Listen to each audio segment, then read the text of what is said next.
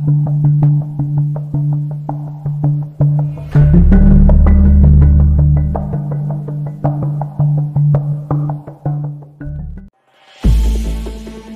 मुंह भी खिड़की से बाहर था। एक बार हम दोनों की आंखें चार हुई तो लैला मुस्कुराई। मैंने अपना चेहरा अंदर कर लिया और अखबार पढ़ने लगा। हिंदू लाले की बीवी पूरी सीट पर पड़ी खर्राटे ले रही थी। शाम के साए फैलने लगे थे। हिंदू लाला भी अपने बिस्तर पर नीम दराज था। झांसी पहुंचकर ट्रेन रुकी तो शाम का खाना आ गया। अब हिंदू लाले ने पूछा, बेटा तुमने अपना नाम तो बताया ही नहीं। हरनाम सिंह मेरा नाम है महाराज। बड़ा अच्छा नाम है, मजहबी सिख तो नहीं हो ना? मैंने यूं ही कह दिया, जी नहीं, मैं तो अकाली सिख हूँ। लाला हंसकर बोला, बम्बई में मेरे कई अकाली सिख दोस्त हैं। तुम भिंडी बाजार मेरी दुकान पर आना, तुम्हें मिलाऊंगा। भिंडी बाजार में आकर किसी से स्वदेशी भिंडर वाले लाला करमचांद का नाम पूछना। मैंने कोई जवाब न दिया। झांसी के बाद ललितपुर आया तो रात हो गई। मैं बर्थ पर जाकर लेट गया। ट्रेन पूरी रफ्तार से उड़ी जा रही थी। कई छोटे छोटे स्टेशन गुजरे चले गए थे। ट्रेन का अगला पड़ाव भोपाल था। भोपाल ट्रेन सुबह के वक्त पहुंची थी। जब रात काफ़ी गहरी हो गई तो मैं बर्थ से उतरकर बाथरूम में गया। बाथरूम से निकला तो देखा कि हिंदू फैमिली सारी की सारी सो रही थी। डब्बे की बत्ती भी उन्होंने मद्दम कर रखी थी। लैला अपनी बर्थ पर चादर ओढ़े पड़ी सो रही थी। मैं खामोशी से अपनी बर्थ पर चढ़कर लेट गया। कुछ देर बाद मुझे बाथरूम खुलने की आवाज़ आई। मैंने आंखें खोलकर ज़रा सा सर उठाकर देखा। लैला बाथरूम में दाखिल हो रही थी। मैंने आंखें बंद कर ली। कुछ देर बाद बाथरूम का दरवाज़ा खुलने और बंद होने की आवाज़ आई। मैंने आंखें बंद ही रखी। अचानक मुझे अपने बाजू पर किसी के हाथ की लमस महसूस हुई। मैंने चौंक कर आंखें खोल दी। डब्बे की धीमी रोशनी ने मुझे लैला का पूरे सरार मुस्कुराता चेहरा दिखाई दी। इसने मेरे करीब से गुजरते हुए मेरे हाथ में एक चीट थमा दी और अपनी सीट पर जाकर लेट गई। मैंने गर्दन घुमाकर देखा। इसके माता पिता बेखबर सो रहे थे। भारत में बड़ी आज़ादी है। लड़की अगर किसी को पसंद करती है तो इससे बेधड़क बात कर लेती है। लैला शायद मुझे पसंद करने लगी थी और इसने मुझे प्रेम पत्र लिखकर मेरे हाथ में थमा दिया था। मैंने छोटा सा कागज़ का टुकड़ा अपनी पतलून की जेब में रख लिया और आंखें बंद करके पड़ा रहा। अभी भोपाल नहीं आया था। कुछ देर बाद डब्बे के शीशों में से दिन की हल्की हल्की रोशनी अंदर आने लगी। फिर भोपाल का बड़ा रेलवे स्टेशन आ गया। हिंदू फैमिली बारी बारी गुस्ल करने में लगी।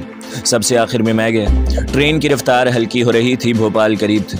मैंने कागज़ का टुकड़ा जेब से निकाल कर देखा। इसने हिंदी में लिखा था, मुझे इस नंबर पर मुंबई पहुंचकर फ़ोन करना। नीचे इसका फ़ोन नंबर लिखा था। मैंने कागज़ का टुकड़ा पतलून की पिछली जेब में ठोंस लिया। गुस्ल खाने से फारिग होकर बाहर निकला तो ट्रेन भोपाल के आलीशान रेलवे स्टेशन में दाखिल हो चुकी थी। मेरी नज़र लैला पर पड़ गई। इसने मुस्कुराकर मुंह दूसरी तरफ कर लिया। फिर इसने मुझे चाय थर्मोस में से निकाल कर दी और कहा, आप घर की चाय पिए। हिंदू लाले की बीवी बोली, ये लैला ने खुद बनाई है बेटा। यूं ही सफ़र तय होता रहा। सारा दिन ट्रेन बम्बई की तरफ रवा दवा रही। होशिंगाबाद आ गए। अटौरसी का स्टेशन आया। खंडो पहुंचे तो दिन बीत चुका था। रात के पहले पहर ट्रेन बुरहानपुर पहुंच गई। फिर रात आ गई। रातों रात भोसाल, जलगांव, चालीसगांव और नंदगांव के शहर भी गुजर गए। आधी रात के बाद जाकर कहीं नासिक रोड का स्टेशन आया। इसके बाद देवलाली और फिर जब गाड़ी अगतपुरी के स्टेशन पर रुकी तो दिन निकल आया था। यहाँ से ट्रेन को बिजली का इंजन लगा दिया गया। अब बम्बई यहाँ से तकरीबन 150 किलोमीटर के फासले पर रह गया था। 2 घंटे बाद बम्बई शहर का पहला मज़ाफ़ाती रेलवे स्टेशन कलियान आ गया। कलियान से बम्बई का बोरीबंद रेलवे स्टेशन 50 किलोमीटर रह गया था। इस दौरान में हिंदू फैमिली से मेरी काफ़ी दोस्ती हो गई थी। लैला से बातें भी हुई थी। इसने मुझे अपने मेडिकल कॉलेज और अपनी सहेलियों के नाम भी बता दिए थे। कलियान के बाद यूं तो कई लोकल स्टेशन आए, मगर ट्रेन सिर्फ दावर पर जाकर रुकी। यहाँ से चली तो बम्बई के दूसरे सबसे बड़े रेलवे स्टेशन बूरी बंदर के कुशादा प्लेटफॉर्म में दाखिल हो गई। अब मैं हिंदू फैमिली और लैला को भूलकर बड़ी चौकस नज़रों से प्लेटफॉर्म का जायज़ा ले रहा था। एक हुजूम था, खल्के खुदा का दरिया था जो बह रहा था। यहाँ कौन किसी को देखता था। मैं भी थैला उठाए भीड़ में गुम हो गया। फर्स्ट क्लास के गेट पर ज़्यादा रश नहीं था, लेकिन वहाँ मिलिट्री पुलिस के 2 जवानों को देखकर मैंने थर्ड क्लास के गेट की तरफ रुख कर दिया। यहाँ भीड़ के रेले के साथ मैं भी बाहर निकल गया। सामने सड़क के किनारे टैक्सियाँ खड़ी थी। मैं एक टैक्सी में जा घुसा और इसे ओपेरा हाउस चलने के लिए कहा। बम्बई शहर मेरे लिए नया नहीं था। पहले भी शहर की आवारागर्दी कर चुका था। ओपेरा हाउस के चौक पर उतर गए। मैं पैदल ही चलनी रोड की तरफ चलने लगा। शहर में ट्रैफिक का शोर मचा था। लोगों का हुजूम चल फिर रहा था। चलनी रोड में दाखिल होने के बाद मैं मोहतात हो गया। दूर से मैंने अपने जासूस बल्कि मास्टर स्पाई हकीम सुलेमान शाह के मतब को देखा। उसका बोर्ड दुकान के बाहर वैसे ही लगा था और एक मर्सिडीज गाड़ी बाहर खड़ी थी। शायद हकीम साहब का कोई अमीर मरीज आया हुआ था। मैं एक रेस्टोरेंट में जाकर बैठ गया, चाय का कप मंगवा कर पीने लगा। बम्बई की ट्रैफिक पुलिस का एक दुबला पतला सिपाही डंडा लटकाए रेस्टोरेंट में दाखिल हुआ और काउंटर के ईरानी मालिक की तरफ देखकर बोला, दादा एक गर्मा गर्म चाय का कप पिलाओ। साला भाग गया मगर कहाँ जाएगा, पकड़ू ना तो घांसी राम नाम नहीं। मैं खामोशी से बैठ रहा। सिपाही मेरे सामने वाले मेज पर बैठ गया, टोपी उतार कर इसने मेज पर रख दी, फिर अचानक उठकर मेरे पास आया। मेरा दिल एक बार तो जोर से धड़क उठा। सिपाही ने बड़े अदब से कहा, सरदार जी ये लून की शीशी ले लूं, चाय में नमक मिलाकर पीता हूँ। मेरी जान में जान आई, मैंने कहा ले लो जी। सिपाही ने नमकदानी उठाई और थैंक यू सरदार जी कहकर अपनी कुर्सी पर जाकर बैठ गई। मैंने उठकर काउंटर पर चाय के पैसे अदा किए और बाहर सड़क पर आकर हकीम साहब की दुकान की तरफ देखा। गाड़ी अभी तक दुकान के बाहर खड़ी थी। अब मैं ज्यादा देर सड़क पर नहीं रुक सकता था। मैंने खुदा का नाम लिया और हकीम सुलेमान शाह के मतब की तरफ चलने लगा। मैं इसके मतब की डीओडी में से गुजर कर बैठ गया तो देखा कि हमारा मास्टर स्पाई हकीम सुलेमान शाह सफ़ेद बुराक लिबास पहने अपनी संदूकची के पीछे गालीचे में बैठे एक हिंदू औरत से बातें कर रहा था जो इसके पास ही बैठी थी। मैंने हाथ जोड़कर सलाम किया तो हकीम साहब ने नजरें उठाकर मुझे देखा, फिर कहा, बैठो सरदार जी अभी देखता हूँ। इसके लहजे से मैं अंदाज़ा न लगा सका कि हकीम साहब ने मुझे पहचाना है या नहीं, क्योंकि इसका अंदाज बिल्कुल कारोबारी और रोज़मर्रा का था। मैं बैठक में फर्श पर चिपके बैठा रहा। हिंदू औरत को हकीम साहब ने माजून की शीशी और कुछ पुड़ियाँ देकर कहा, बहन जी दवाई बाकायदगी से खाएं, भगवान अच्छा कर देगा, परसों आकर फिर दिखा जाइएगा। हिंदू औरत ने हाथ जोड़कर प्रणाम किया और बैठक से चली गई। इसके जाने के बाद हकीम साहब ने मेरी तरफ देखे बगैर अपने रजिस्टर पर कुछ लिखते हुए आहिस्ता से पूछा, तुम्हारे पीछे तो कोई नहीं लगा हुआ ना? मैं समझ गया कि हकीम साहब ने मुझे एक सिख के रूप में भी पहचान लिया है। आखिर वो मास्टर स्पाई था, तजर्बाकार जासूस था। मैंने कहा, मेरे पीछे कोई नहीं है। हकीम साहब अपनी जगह से उठकर मतब की डीओडी में आ गए। सामने ताक में रखे हुए लोटे में से पानी लेकर दो एक बार कुली की, रुमाल से मुंह पोंछते हुए मेरी तरफ देखकर बोले, सामने वाली कोठरी में चले चलो। मैं जल्दी से उठकर हकीम साहब की कोठरी में घुस गया। थोड़ी देर बाद हकीम साहब भी कोठरी में आ गए। दरवाज़ा बंद करके बोले, तुमने बहुत देर कर दी। इन लोगों ने डॉक्टर फरीद और इनकी बेटी नौरीन को किसी ऐसी जगह छुपा दिया है जिसका हम अभी तक सुराग नहीं लगा सके। मैंने हकीम साहब को बताया कि मेरे साथ क्या गुजरी, कैसे जम्मू में मेरा साथी शहीद हो गया लेकिन हमारा टारगेट उड़ा दिया गया। हकीम साहब ने कहा, इसका मुझे पता चल गया था, लेकिन तुमने यहाँ आते आते बहुत देर कर दी। मैंने कहा, इन लोगों ने हमारे साइंसदान डॉक्टर फरीदी और इसकी बेटी को अगवा करके बड़बोदा अहमदाबाद के दरमियान जंगल के पुराने खंडर में ज़ेरे ज़मीन लेबॉर्ट्री में रखा हुआ था। अब वहाँ से इसे किसी दूसरी जगह क्यों ले गए? हकीम सुलेमान शाह ने दरवाज़ा खोलकर बाहर देखा, फिर दरवाज़ा बंद करके बोला, भारतीय मिलिट्री इंटेलिजेंस को मुखबरी हुई थी कि पाकिस्तानी कमांडो डॉक्टर फरीदी और इसकी बेटी को वापस निकालने भारत की सरहद में दाखिल हो चुके हैं। ये मुझे मेरे ख़ास आदमी ने इतला दी थी। मैंने कहा, अब हमें क्या करना चाहिए, क्योंकि मेरा असली मिशन तो डॉक्टर फरीदी और इसकी बेटी को यहाँ से निकाल कर पाकिस्तान पहुँचाना है। हकीम साहब बोले, मैं जानता हूँ। कुछ देर खामोश रहने के बाद कहने लगे, मैंने ख़ास एजेंट को डॉक्टर फरीदी और इसकी बेटी का सुराग लगाने भेजा है। शायद वो कल शाम तक वापस आकर मुझे इतला दे। ये अच्छा है कि तुम एक सिख के बेस में हो, तुम आज की रात किसी गुरुद्वारे में गुजार दो। खबरदार किसी होटल में न ठहरना। कल शाम को मेरे पास आना, मैं तुम्हारा इंतज़ार करूंगा। अब तुम जाओ। ये कहकर हकीम साहब कोठरी से निकलकर अपनी बैठक में चले गए। इनके जाते ही मैं भी कोठरी से निकला। मैंने उन्हें हाथ जोड़कर प्रणाम किया और डीओडी से होता हुआ बाजार में आ गया। बम्बई शहर में सिखों के कई गुरुद्वारे थे। एक बड़ा गुरुद्वारा पीला हाउस के पास भी था, जिसके साथ एक सराय भी था। मैं ट्राम में बैठकर पीला हाउस वाले गुरुद्वारे में आ गया। यहाँ ग्रंथ पाठ हो रहा था। सिख माथा टेके चले आ रहे थे।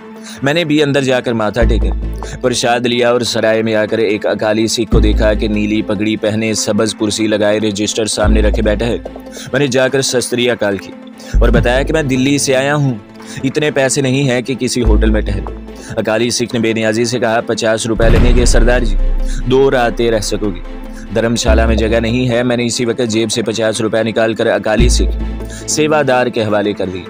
इसने मुझे एक दूसरे बूढ़े सेवादार के हवाले कर दिया, जो मुझे सराय की एक टूटी फूटी शिकस्ता कोठरी में ले गया। तुम्हारे पास बिस्तरा नहीं है संगतू? नहीं महाराज। सेवादार बोला, वाहे गुरु की कृपा से तुम घर से भाग कर तो नहीं आए? मैंने कहा, नहीं सरदार जी, अपने भाई को तलाश करने आया था। वो नहीं मिला, 2 रोज और इसे देखूंगा, ना मिला तो चला जाऊंगा। सेवादार कहने लगा, 10 रुपए मुझे दोगे तो बिस्तरा ला दूंगा। मैंने इससे भी 10 रुपए दे दिए। वो मेरे लिए एक दरी, सिरहाना और चादर ले आए। इसे फर्श पर बिछाकर सो जाना सुंडास साथ ही है। बम्बई में बाथरूम को लोग सुंडास कहते हैं। मैंने वहीं लंगर में खाना खाया। लंगर के खाने के उन्होंने मुझसे 2 रुपए वसूल कर लिए। दोपहर को कोठरी में पड़कर सो गए। शाम को मुंह हाथ धोकर धर्मशाला से बाहर निकलकर टहलता टहलता पारसी के बुद्ध के इलाके की तरफ आ गए। यहाँ मुझे एक जगह फुटपाथ पर पब्लिक टेलीफोन का बोथ नजर आया तो दिल में ख्याल पैदा हुआ कि क्यों ना लैला को फ़ोन किया जाए। ये एक जज्बाती सी ख्वाहिश थी। मैंने सिक्का डालकर नंबर घुमाया तो दूसरी तरफ से किसी मर्द की आवाज़ आई, हेलो।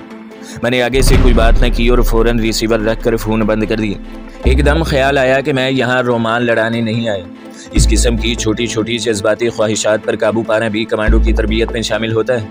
मैं टेलीफोन बोथ से निकलकर सामने मेट्रो सिनेमा वाले फुटपाथ पर आ गया। यहाँ बड़ी फैशनेबल दुकानें थी। 2 एक स्नैक बार भी थे। एक स्नैक बार के करीब से गुजरा तो पीछे से किसी ने आवाज़ दी, हाय हरना। मेरे कदम अपने आप रुक गए। ये किसी लड़की की आवाज़ थी। मैंने देखा कि मेरी ट्रेन वाली साथी लैला स्नैक बार से निकलकर मेरी तरफ मुस्कुराती हुई बढ़ रही थी। इसने तंग जीन और बगैर आस्तीनों के जैकेट पहन रखी थी। हरनाम, कितना अच्छा हुआ तुम मिल गए। आओ मैं तुम्हें अपनी सहेलियों से मिलाऊं। तुमने मुझे फ़ोन क्यों नहीं किया? इससे पहले कि मैं इसे कोई जवाब देता वो बड़ी बेतकल्लुफ़ी से मुझे बाजू से पकड़कर स्नैक बार में ले गई।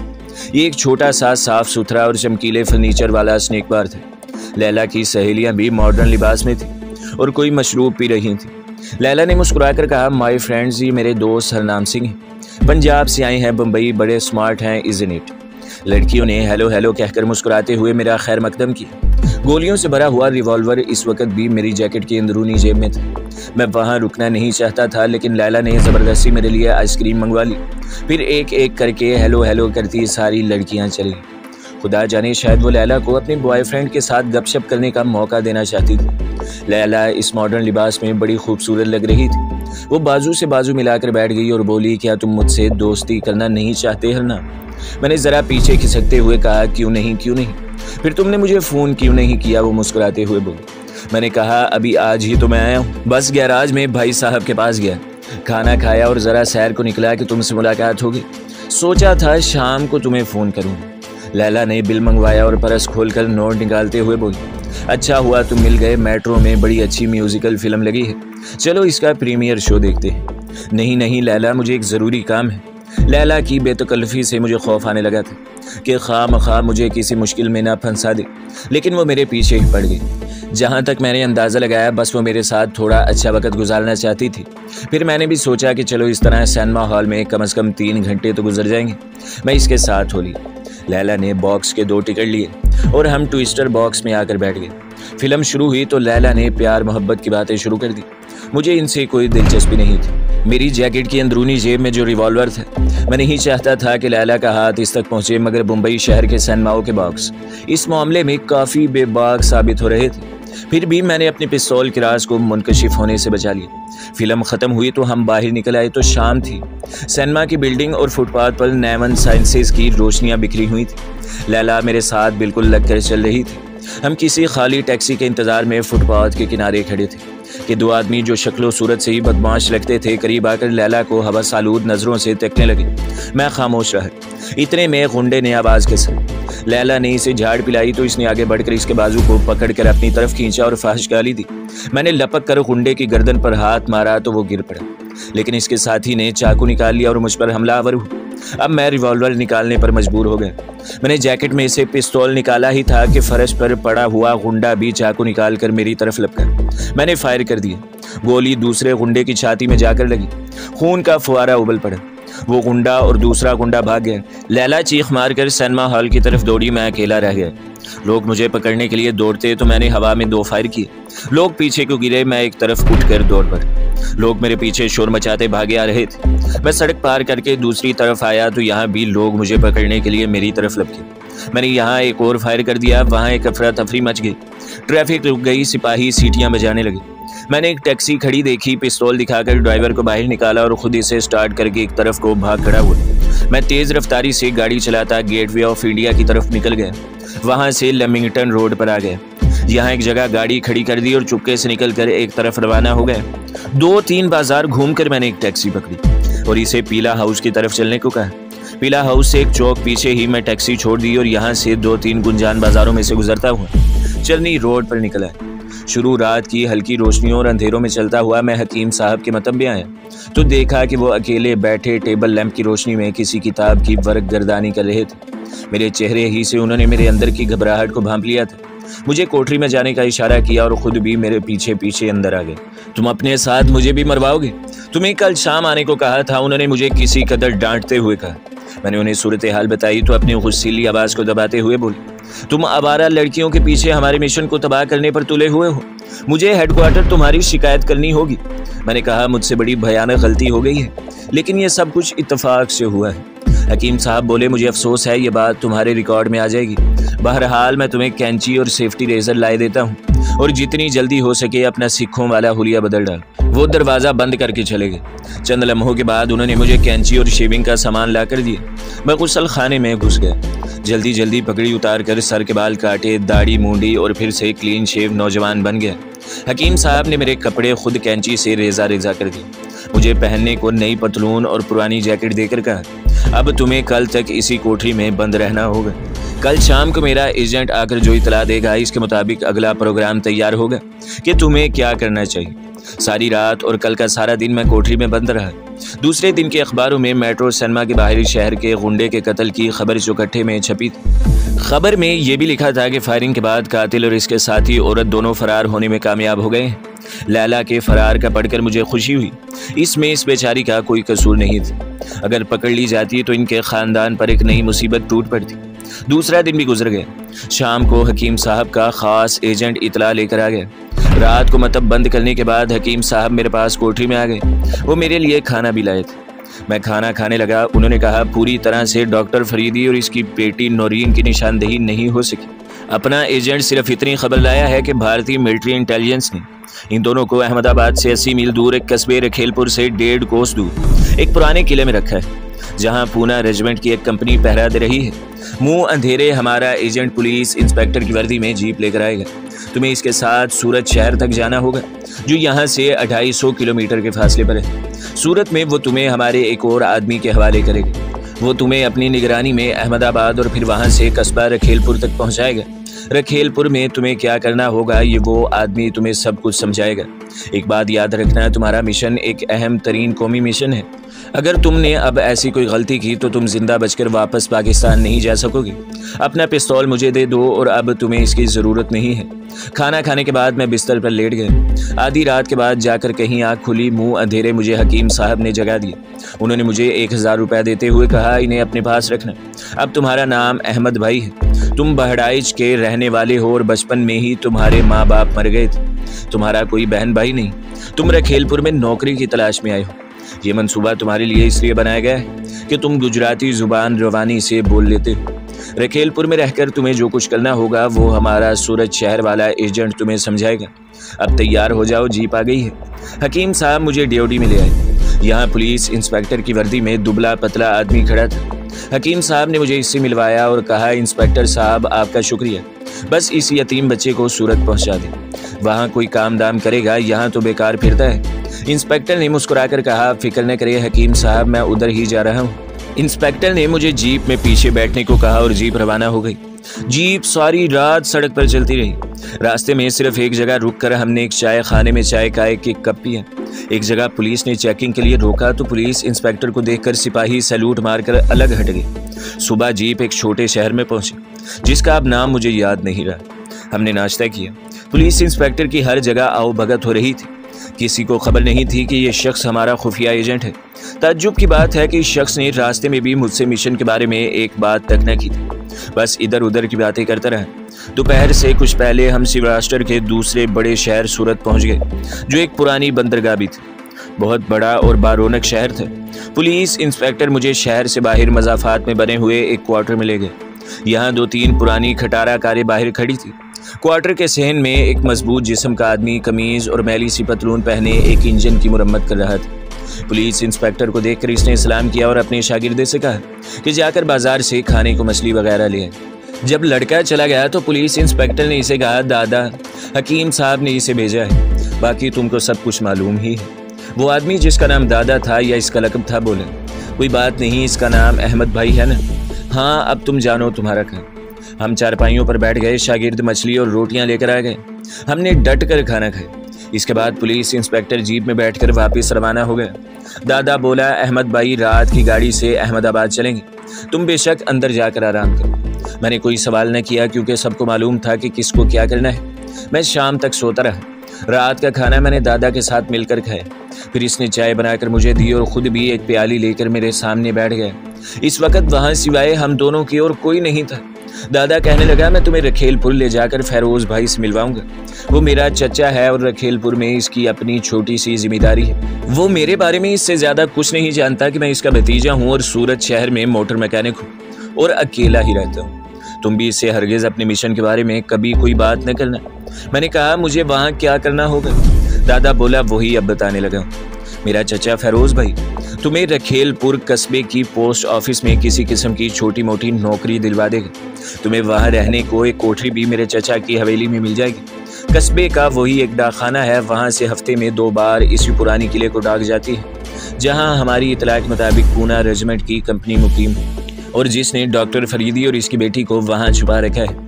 कोशिश की जाएगी कि इस सरकारी की नौकरी ही तुम्हें मिले। इससे आगे तुम्हें खुद सुराग रसानी करके डॉक्टर फरीदी और इसकी बेटी का पता चलाना और फिर इन्हें वहाँ से निकाल कर यहाँ मेरे क्वार्टर में ले आना है। ये काम अब तुम्हारी महारत, वतन दोस्ती, बहादुरी और दानिशमंदी पर मुश्तमिल है। वहाँ जाकर क्या सूरत हाल हो मुझे इसका इल्म नहीं।